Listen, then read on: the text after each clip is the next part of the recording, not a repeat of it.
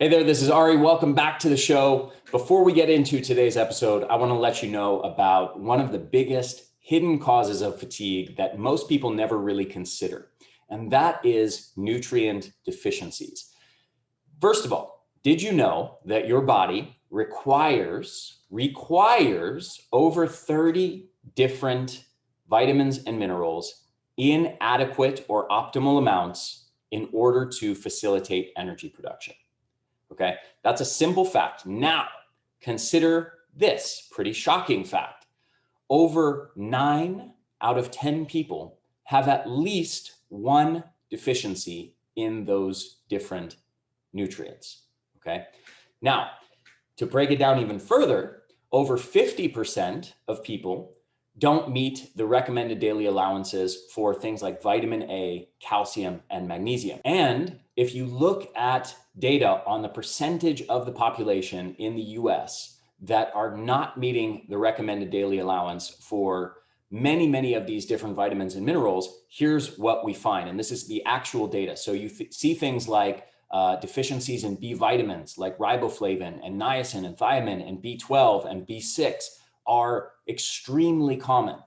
Over 1 in 3 people, or around 1 in 3 people, are deficient in at least one of those things. Then you have folate, which is another B vitamin. Over 75% of the population is not getting adequate levels of folate. These are critical cofactors involved in energy production at the cellular level. And deficiencies are shockingly common. Then you have other, minerals. You have things like zinc deficiency, magnesium deficiency, calcium deficiency, vitamin E deficiency, vitamin C deficiency. And we can see on and on and on that, 50% or more of the population is deficient in at least one of those things. So putting this all together, the vast majority of the population have a deficiency in at least one of these things, and more than likely 3 to 5 or even upwards of 8 to 10 deficiencies in these various nutrients that are needed for optimal health and energy production. And this is the reason that we formulated our new supplement, Energy Essentials and Superfoods.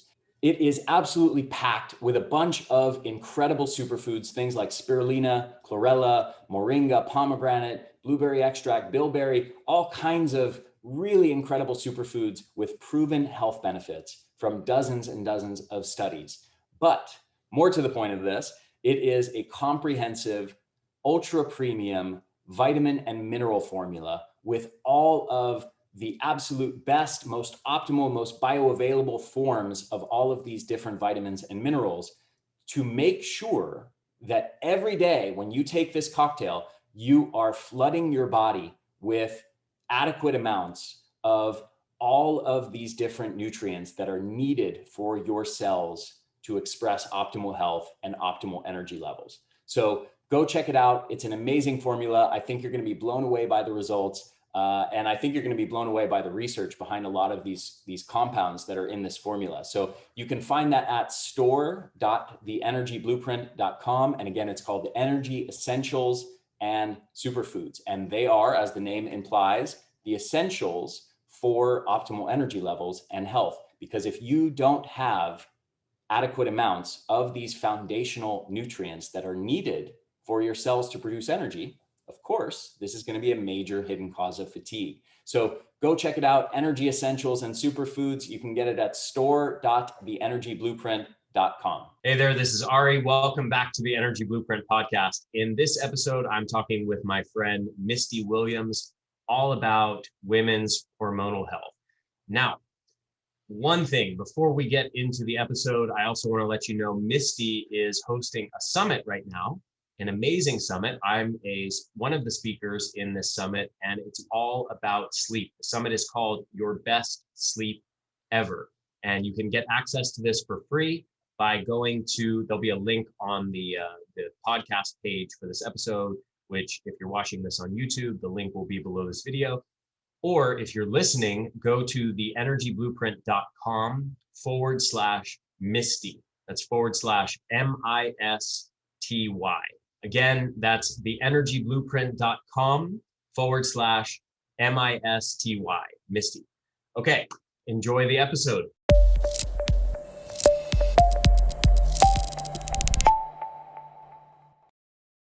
Hey there, welcome back. I'm your host, Ari Whitten, and with me now is my good friend, Misty Williams. And she has a wonderful story that I think is important for everyone to hear, especially women, and especially women struggling with hormonal issues. So a bit about her: she spent years struggling to reclaim her health and vitality after surgery to remove an ovarian cyst. Life-threatening complications and an endometriosis diagnosis sent her into a brain fog and a fatigue tailspin. Her doctor told her that the only remedies for her issues were drugs and surgeries, that her labs were normal, quote unquote, and she could Google to learn more about what was happening to her body. At 35 years old, Misty embarked on the fight for her quality of life, enduring many more challenges on her road to healing, including an unexplained 45-pound weight gain, debilitating brain fog, fatigue, hypothyroidism, and premature ovarian failure. She founded healingrosie.com to provide high-performing women with the resources and community to successfully confront the unexpected chronic health issues that women often experience as they age. And she brings, by virtue of this story and all these health struggles she's gone through, and seeking out so many different practitioners, working with so many different practitioners, she really brings a unique vantage point to the game of trying to improve your health by really being able to speak to your perspective, the plight of people who are struggling with health problems, struggling with fatigue and other symptoms, wanting to get their health back. And what is that like, exploring that landscape of all these different practitioners and all these different methods and different testing protocols and different treatment protocols. So I think I'm excited to have her here, and I hope that you'll find this very, very insightful. So welcome, Misty. Such a pleasure to have you. Oh my gosh, I'm so excited to be here. This is the first time that I've been interviewed by you, Ari. Usually the tables are turned, so. Indeed, yeah. You've interviewed me 2 times, maybe 3 times? Like 4, 5 summits and Facebook. I know it's hard to keep track. It's hard to keep track, yeah. Always a pleasure, though. And I'm excited to turn the tables now and get to talk to you, because you've built a vibrant community of all these women struggling to regain their health, and you've become like a guide to the landscape of health to help direct them to the right resources and the right people to help them fix their health problems. And I think it's an invaluable thing what you're doing. So I really thank you. Yeah. Well, my journey started in 2011 with a lot of the challenges that people in my community are facing and that people in your community are facing. And unfortunately, 10 years ago, especially for women, we didn't have the kind of support that's available now. I think it's a real blessing, honestly, that at this point in my journey and in our collective journey together as a movement, that there are so many amazing practitioners and doctors who we can call on to talk about these issues, particularly around women's hormones and how they impact our health. The functional medicine space in general has really grown to place more of an emphasis on the hormonal dimension of the conversation. And in my own journey, that's been a huge dimension of my own healing, is understanding what's happening hormonally and how does that impact everything else symptomatically that I'm experiencing in my life. So I think the conversation we're going to have today is a really important one. Mm-hmm. I come from the perspective of the science is great. I mean, in the beginning, the first couple of years, I dove into Dave Asprey and Dr. Jack Kruse and Ben Greenfield and Rob Wolf and all the leaders of the ancestral health movement at the time. And they all would outline the science. And I would come across things that I knew were relevant to me in my situation, except that's the science, but what do I do? Like, thank you for helping me understand why I'm so screwed up, but now what do I do and how do I apply this? And I would try myself to apply things and figure things out. And it was like whack-a-mole. And sometimes I would get somewhere and sometimes I wouldn't. So I think, we're at a place in our movement where, the doctors and practitioners have definitely evolved and come up to help us. And the people in this movement are really rising to meet them. And it's helped me so much in my journey to understand the science better. But also I want to be an advocate for the protocols that really work. So, that's where Healing Rosie comes in, and I'm delighted to be with you today. Nice. So talk to me about the role of hormones in energy levels. So I think probably a great way to illustrate this is to go back to beginning of my journey in 2011. I went in for a routine physical. They found a cyst on my left ovary. They did surgery for that, stitched up part of my small intestine. On the way out, sent me home, started vomiting. Went back in for a follow-up surgery. After that surgery, I didn't sleep for 6 days, like literally 144 hours with not a wink of sleep. It was terrible. And on the other side of that, I had the conversation with my gynecologist of, okay, you've taken my left ovary, you removed a cyst, you diagnosed me with endometriosis. Like, what do I do? How do I manage endometriosis? That's when she told me that I could Google it. And I was basically sent out with a prescription for birth control. And if this comes back, we'll do surgery again.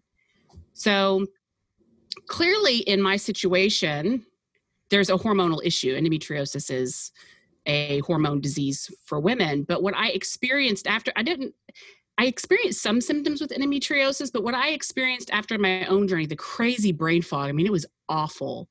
And the unbelievable fatigue and exhaustion was overwhelming for me. And as a layman, I didn't understand how all of these things were connected together, how hormones were impacting my sleep. And 2 years later, they drilled mercury from my teeth, removing my mercury fillings improperly.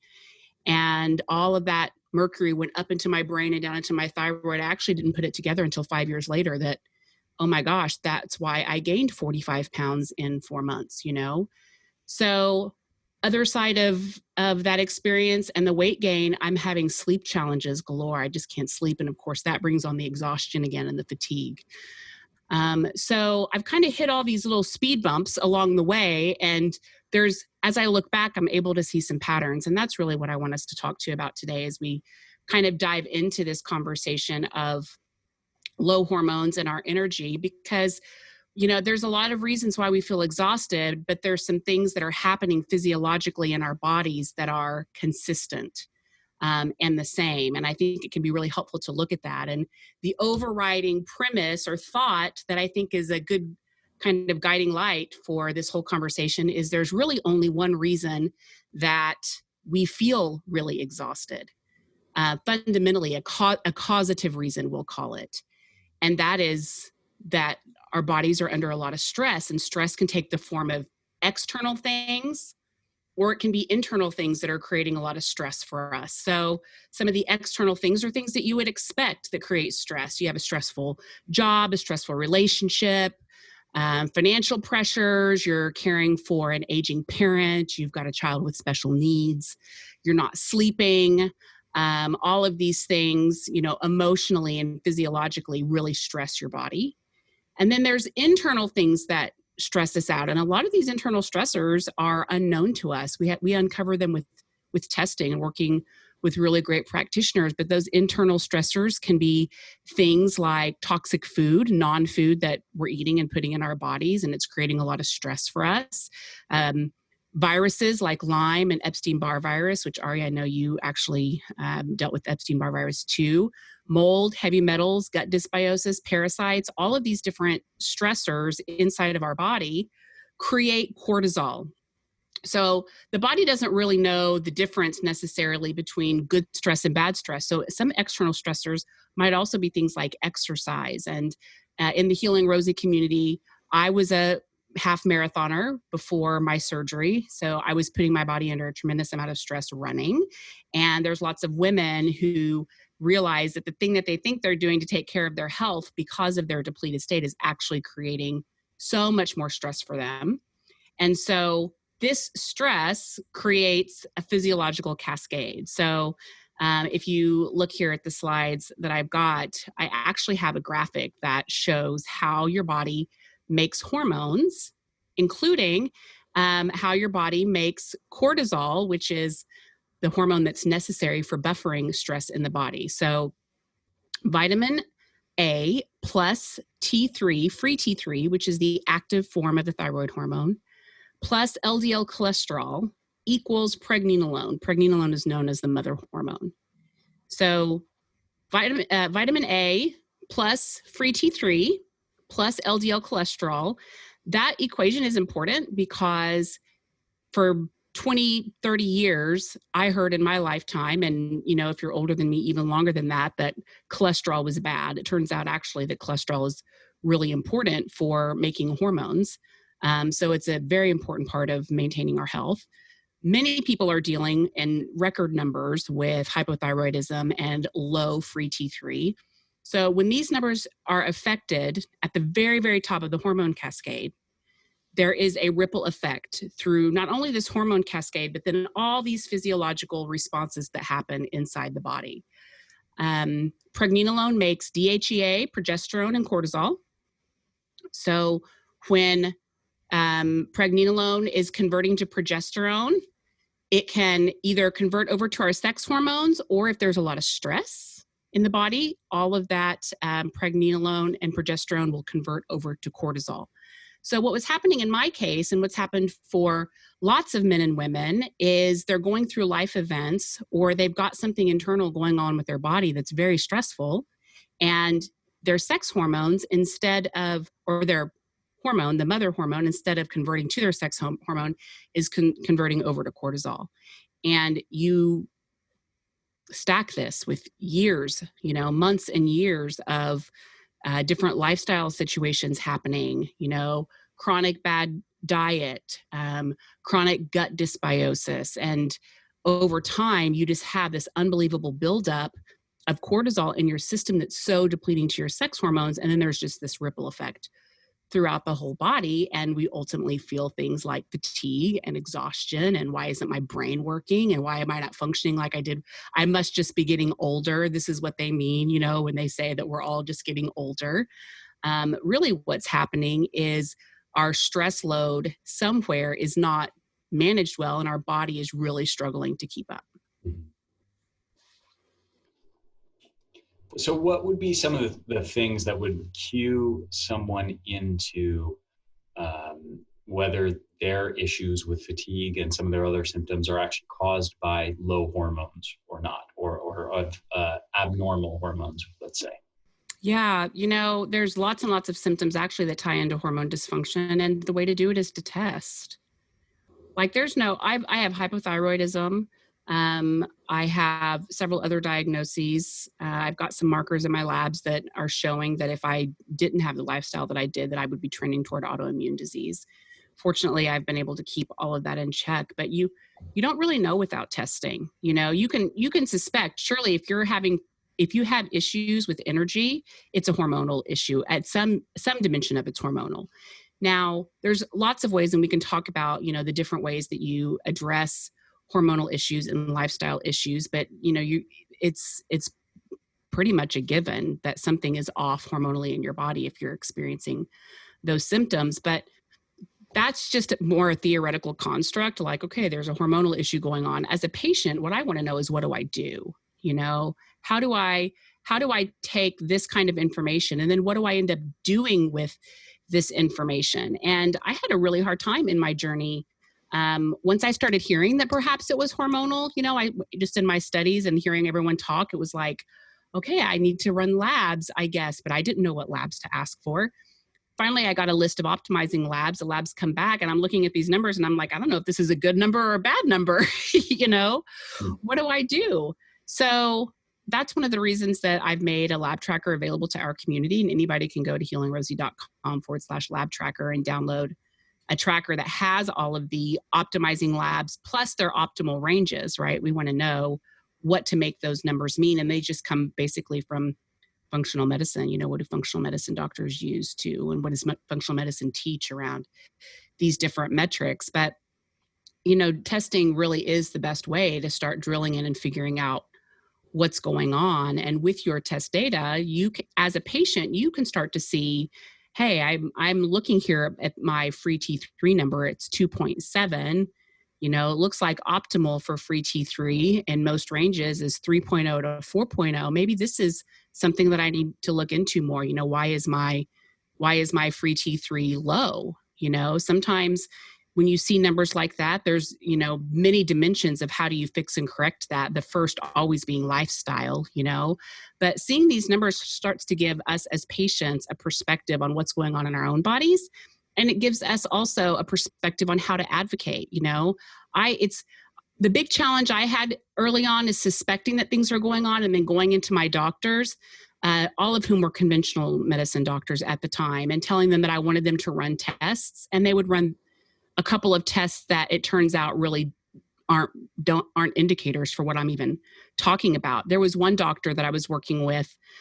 She was actually my primary care doctor at the time, when I begged her for tests, because it was 6 months after the surgery and I was just so miserable. And finally she said to me, "Misty, even if I did run labs for you, I wouldn't know what they meant," which was like unbelievably confronting. Like, I thought you were a doctor. Yeah. Like, I assumed. Well, the whole thing's bizarre, right? That a patient should be the one asking for tests from their doctor and saying which tests they want. I mean, right. That in itself is a bizarre phenomenon. But just to give a specific example, it's like a standard blood test might only test for your TSH levels. Right. And then they might determine whether you have hypothyroidism or not based on the TSH levels, whereas a full thyroid panel, what you could go get if you got a blood panel on your own or through a functional medicine doctor, would test you for T4 and T3 that are bound, free T4, free T3, RT3, reverse T3, and TSH and thyroid antibodies. And you'd have a much more complete picture of your actual thyroid health. And there's also this issue, as you alluded to earlier, of what are the optimal parameters. So in the case of something like TSH, well, they might say the optimal parameters are from, anywhere below 4.5, whereas a functional medicine doctor might want to see it below like 2 or 1.5. And so, someone could therefore be at a TSH of 3, be told by their conventional doctor, "Hey, you're normal." But if they go to the functional medicine doctor would say, "No, this is way above what's optimal, and we need to start working on this." So one of the things that I'm constantly preaching to the women in my community is to lower their expectation of doctors, just for the reasons that we were discussing, Ari, because, this functional medicine space is an emerging space. It's a new field. Many doctors haven't been trained in this space. And there's just something about how we're wired, I think, as humans. It's probably a very primal thing in us that wants to project this God thing onto other people. This person is the king, this person is the president, this person is the doctor that has all the answers. Like, somehow in society, we're surrounded by people that can figure everything out for us. But the truth is, with our health, I wish that were the case. I wish that I could say at some point in my journey, I came across this one person who kind of like did their wand thing and everything started working well in my body. But the truth is, even at this point in my journey, I get advice and perspective and help from a bunch of different people that all have different areas of expertise. And so I think a big part of this is for us as patients to kind of rise up a little and recognize that the responsibility for our health is our responsibility. And we've got to take this journey on and act like we're accountable for the outcomes, instead of hoping that a doctor or practitioner is going to come along and be accountable for all the outcomes in our life. Now, that's not to say that there's not wonderful doctors and practitioners, because there are. But no doctor or practitioner that I've ever worked with has come into my home, helped me clean out my pantry, clean out from under my sink, start swapping things out in my environment, really taking inventory of how I'm living my life every day. I mean, a lot of the things that are really important to our healing are things that we have to take on for ourselves, and getting educated to even know what those things are is really the responsibility of the patient. And bringing a little more equanimity to that relationship with our doctor actually helps us together as a team to create better outcomes in our care. Yeah. If I can add one layer to that, and what you said is excellent, I completely agree. I want to just even take it a step further and just point out the reality is, just to kind of frame this very simply, the reality is over 80% of the disease burden in the Western world right now, and in the United States especially, over 80% are chronic diseases of lifestyle, of nutrition and lifestyle. We have doctors who receive literally almost zero education in nutrition and lifestyle. So just wrap your head around the absurdity of seeking out medical professionals to heal you when they literally have almost no education in the actual root causes of your disease, most likely in over 80% of cases. So, it's really just, there's a mismatch of the education system of the health professionals compared to what are the main causes of actual disease. Now, there's lots of exceptions to this rule, like emergency medicine. Like if I get shot or stabbed or in a car accident, or I break my arm or my leg, or whatever, I have a big cut that I need stitches. Like, yeah, I'm going to the doctor, and I'm going to be very grateful for modern medicine in that context. It's wonderful. But again, the 80+% of the chronic disease burden is not that. It's diseases of lifestyle, nutrition and lifestyle, which they don't receive almost any education in. Mm-hmm. Yeah. And, after I kind of got over my shock at that experience, and really started taking this on and learning how to navigate this space, it's pretty empowering to know that there's so many things that you can do in your own life to create better outcomes. And you don't need doctors and practitioners for all of it. Once you have a good foundational knowledge of what we're really up against here, and what it looks like to have a healthy lifestyle, there's so much that you can do to take your health into your own hands. So, that's, for me, is a really empowering way to end up, after how my journey started, just feeling like I was constantly getting drugged behind trucks. In between those two really traumatic experiences, I'd gone into an endocrinologist, and she was telling me the same, your labs are normal. I kept hearing your labs are normal over and over again. And she started feeling around on my neck and found a nodule on my thyroid, did the ultrasound. So, I've definitely been in the situations where I felt very out of control of outcomes and what was happening with my health. And it's wonderful to feel like this is something I can control. And I think this hormone conversation in particular is an unbelievably empowering one, because once we realize how our body is working and we understand some of the fundamentals about just the basics of how hormones work in our bodies, it really helps us to shine a light on the right things as we're working with practitioners and advocate for ourselves in a way that's likely to get us some good results. I personally, because my experiences have been so severe at the hands of mainstream, literally everything that I'm experiencing that I have to manage in my life right now that's considered kind of catastrophic was because of surgeries and bad procedures, that basically could have wrecked me for life if, I didn't take the perspective that I did. But for most people, you don't have to go to some of the extreme cases that I've had to go to in order to get some relief from your symptoms. For most people, getting educated about this, and then learning some of the lifestyle things that you can do can be such a significant needle mover in how you feel. And that's a really wonderful surprise in this journey for people that have suffered for a really long time, is that your lifestyle, in the absence of very serious issues, can significantly improve your energy levels, your fatigue, your brain fog, if you need to lose weight, whatever is confronting you as you're getting older. So, So what are some of the classic symptoms of hormone issues that would flag this for people's awareness? Like, oh yeah, I have that symptom. I have that symptom. What are some of those classic symptoms that would indicate hormones might be a major factor at play? Yeah, there's actually so many that I could have done like 5 slides. So I did try to just pull a few of them that are really common that would help people connect maybe what they're experiencing to this dimension of the conversation. So obviously we've got low energy and exhaustion, sleep issues, insomnia, waking in the night, not being able to go back to sleep, achy muscles and overall soreness, especially if you have a really hard time recovering from exercise, blood pressure issues, low moods, anxiety, you're overly sensitive, even depression, all of those have a hormonal component to them. Blood sugar issues, headaches and migraines, an inability to lose weight, excess abdominal fat and bloating, constant unquenchable thirst, hot flashes and night sweats, vaginal dryness or painful sex, decreased bone density, low sex drive, hair loss, and thinning nails. Those are all symptoms of low hormones.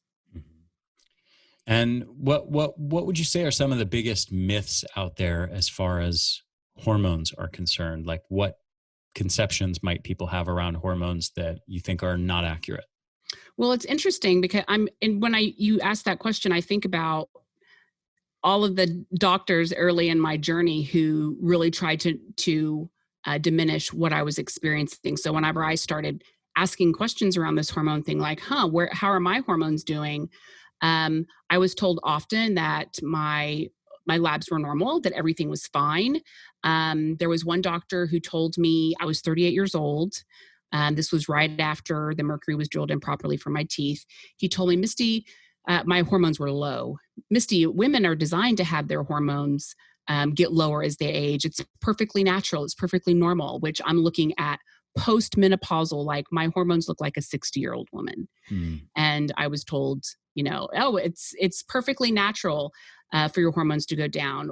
Women in the community a lot hear from their doctors that, you don't need hormones if you're not going to have a baby, if you're not planning to get pregnant. Like hormones are optional outside of procreation. They're not necessary. Ari, you kind of touched on one. If you have a good TSH level, then your thyroid is fine, which may not be the case at all. Growing up, I always had really painful periods. My periods were 7 days, very heavy. The cramping was so severe that I would take ibuprofen, 3 or 4 ibuprofen every 3 to 4 hours for 4 days straight during my period. I would sleep with a hot pad on my stomach. I mean, it was just, I was buckled over in pain for my periods. And I thought that was normal. I was raised with all of my girlfriends suffering during their cycles. And so it didn't occur for me that it's not normal to have really painful menstrual cycles, that actually, if everything's in balance in your body, you'll barely notice that you're cycling. And then, of course, one that I mentioned is we don't know what causes any of this. We don't know what causes endometriosis. We don't know what causes nodules or goiters. We don't know what causes fibroids. If I had $1 for every time a woman has told me that she's got these serious issues going on, doctors want to take her uterus because of fibroids or whatever. And, what causes it? How could I fix it? We don't really know. We just need to take this out.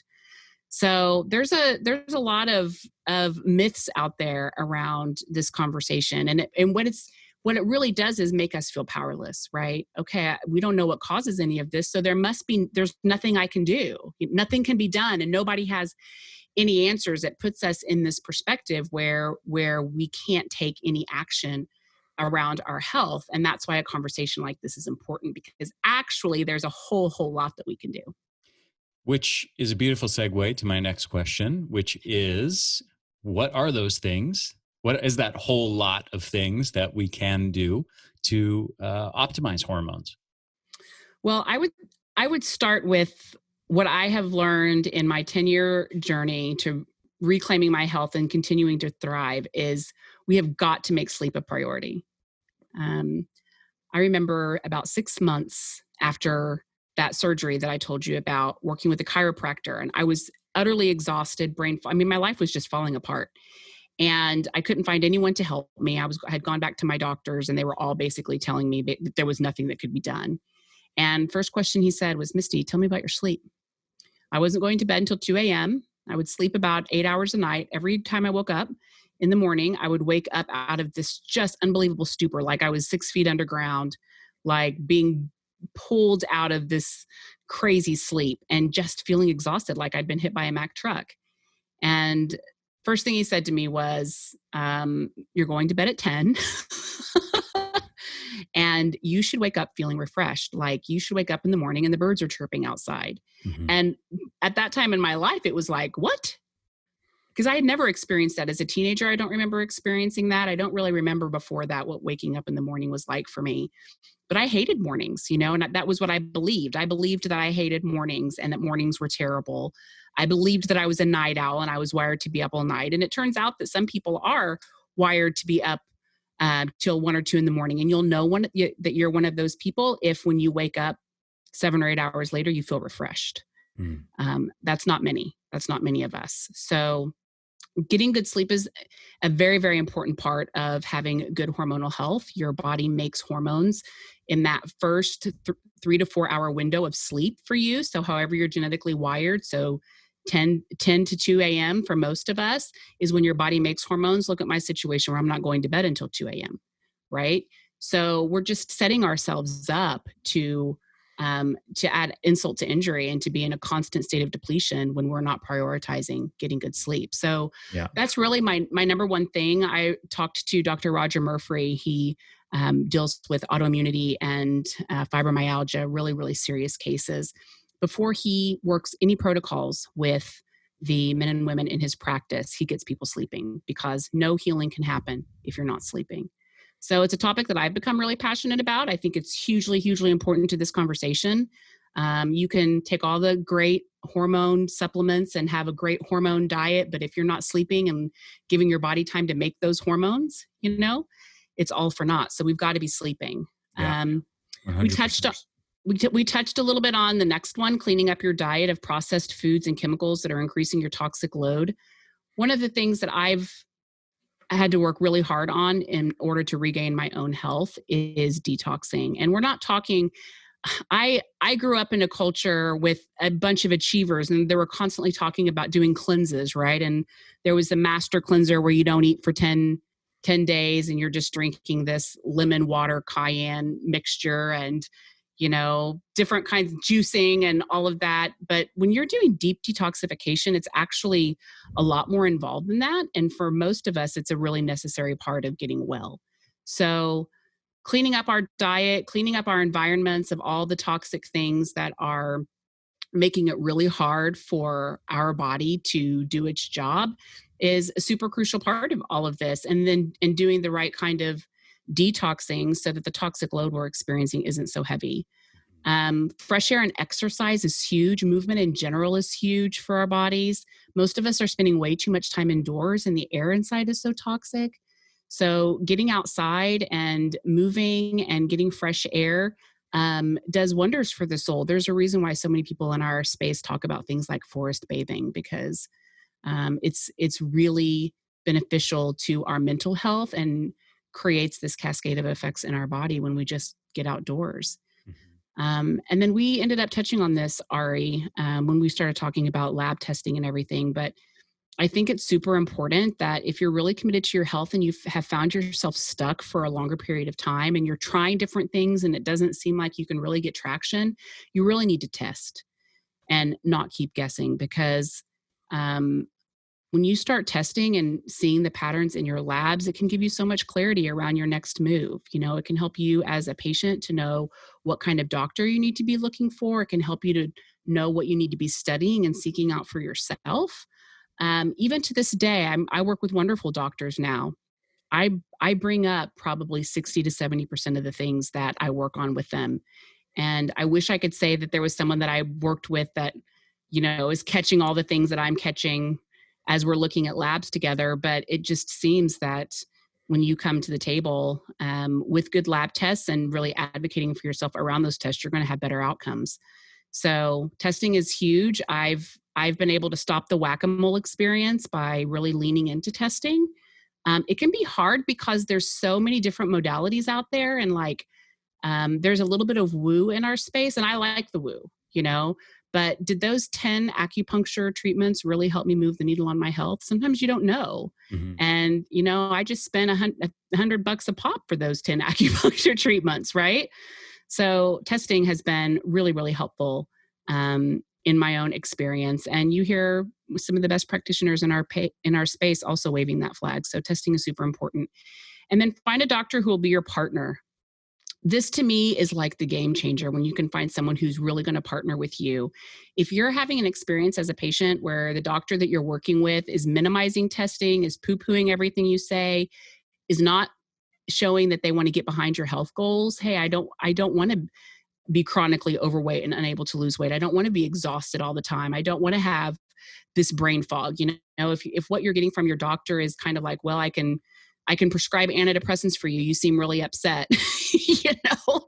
If you're not getting someone that's bought in, it's super important that you start looking for another doctor, because when you partner and you really have that partnership with your health practitioners, it's unbelievably game changing. And I want everyone to have an amazing quality of life. I mean, that really moves me. I was devastated at 35 years old to have, spent my 20s and my early 30s dreaming of this life I was creating and this future that I was creating for myself, and to have it all fall apart. It was soul crushing, and we don't have to settle for that kind of life. We don't have to surrender our power and our future to these mysterious symptoms that don't seem to have, any answers except for drugs and surgery, and going to go home and wait to die. Yeah. So yeah, it's an unbelievable gift to give yourself, finding a great doctor. Yeah. Well, beautiful. This is I think a super empowering message for people listening. First of all, to know that you can get better. And second of all, to have a little bit of a roadmap to recovery and understand what to prioritize. I'm curious, Misty, in your own personal path, what would you say? I have two questions for you, actually. So one is, what would you say in your own personal path have been the biggest, top 2 or top 3 needle movers as far as you getting better? Mm-hmm. And the other thing is, if you want to leave people with, 1 or 2 sort of pieces of wisdom, and those two questions can either be combined or treated separately, whatever you think. But what would be your sort of top 3 tips, if you will, based on your own experience and what you want to encourage people to do? Well, the things that have been the biggest needle mover for me, number 1 was my sleep. That's been really significant. When I started sleeping well, I started getting traction with everything else I was doing. So I preach about it all the time. I'm waving the flag. We all really need to get sleep, and sleep there's a lot of reasons why we have sleep issues, and even though there's pretty much always a hormonal component to it, the treatment isn't like, I wish I could just say, and if you take hormones and your sleep's going to be great, it can help. But usually there's many different layers to that sleep conversation. And it's important that we're educated and we're doing everything that we can to get the best sleep that we can. So that would be my number 1. Number 2 for me was going on bioidentical hormone replacement therapy. That was so significant for me for 2 reasons. Number 1, I lost an ovary, which means I lost half of my natural hormone production. And then number 2, after I had the heavy metal poisoning from them improperly removing my mercury fillings, my brain was just shut down. I couldn't make any hormones. So what ended up happening is my body is so run down. I'm not sleeping at night. All the fatigue is coming back like massively. And I'm trying to do these other things to help heal. And my body doesn't have the building blocks for methylation and detoxification and all of those things because I don't have any hormones. So going on hormone replacement therapy started giving me my life back. It's like it gave my body a breather from having so many things that it was making up for, right? Because so many things were broken.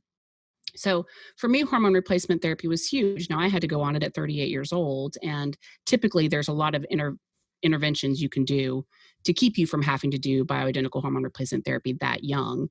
I just wasn't dealt a great hand when it comes to that. But still, there's women in our community in their 40s and 50s and 60s and are experiencing these quality of life issues. There's many men that I know, colleagues and friends of mine, who are dealing with this low energy thing as they get older because their testosterone numbers have dropped so low. And we don't have to just settle for that life, So if other things aren't working for you, I think it can be a really great intervention to do hormone replacement therapy. And then for me, I also ended up having to do thyroid replacement therapy a couple of years later because I didn't realize from 2013 until 2018, I didn't realize it was heavy metals that caused my body to crash in the way that it did. And it was just like 5 years of my body really suffering. So when I started doing heavy metal detoxification, like things started turning back on for me. I mean, it was unbelievable. Still is. I'm still detoxing metals. And it significantly moves the needle. It moves the needle in my energy, my ability to lose weight, maintain a healthy weight.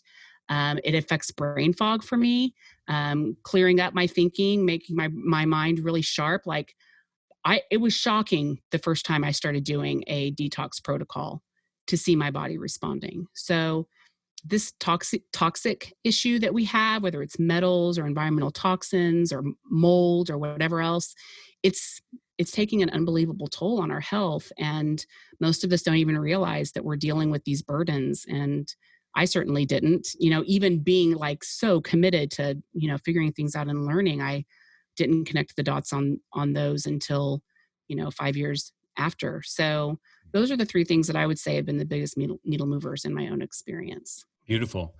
Misty, thank you so much for sharing your wisdom with our listeners. As a final thing, just for people interested in following your work or learning more from you, where's the best place to do that? And I also want to mention Misty has one of the most vibrant communities on Facebook groups for women specifically trying to overcome health problems. So if you're a woman, I really encourage you to join her Facebook group. It's called Healing Rosie. So check that out for sure. But Misty, anywhere else you want to direct people? Everything is on our website on healingrosie.com. It'll connect you to the Facebook group. It'll connect you to different social media profiles. The lab tracker is there if you're interested in knowing what those optimizing labs are and their optimal ranges from a functional medicine perspective. We've got a quick start guide there to help you out. We've got some sleep things for you too. So you can find it all at healingrosie.com. Beautiful. Thank you so much, my friend. Really such a pleasure as always. Awesome. Thank you so much, Ari.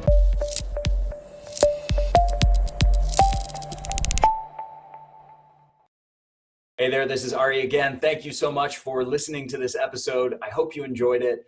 If you did, if you found it valuable, please share it with your friends, share it with your family, help me get the word out there.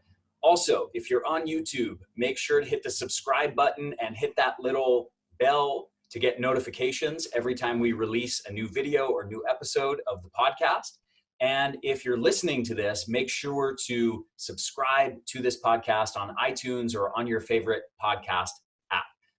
Thanks so much for supporting my work at the Energy Blueprint. I hope you enjoyed this episode. I will see you in the next one.